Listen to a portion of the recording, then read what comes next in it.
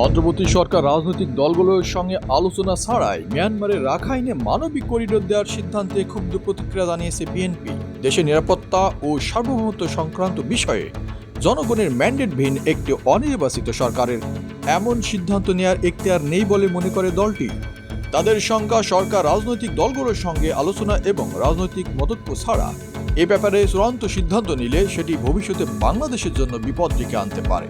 তাই সরকারকে রাজনৈতিক দলের ঐকমত্যের ভিত্তিতে এমন স্পর্শকাতর বিষয়ে সিদ্ধান্ত নেওয়ার পরামর্শ বিএনপির। সোমবার রাতে বিএনপির স্থায়ী কমিটির বৈঠকে এমন আলোচনা হয়েছে। বৈঠক সূত্রে জানা গেছে এসব তথ্য। রাজধানীর গুলশানে বিএনপি চেয়ারপারসনের রাজনৈতিক কার্যালয়ে অনুষ্ঠিত বৈঠকে লন্ডন থেকে ভার্চুয়ালি যুক্ত হয়ে সভাপতিত্ব করেন দলটির ভারপ্রাপ্ত চেয়ারম্যান তারেক রহমান। জানা গেছে বৈঠকে বিএনপির সিদ্ধান্ত নিয়ে একটি দায়িত্বশীল ও দেশপ্রেমিক রাজনৈতিক দল হিসেবে এই ইস্যুতে তারা তাদের মিত্র দলগুলোর সঙ্গে আলোচনা করবে।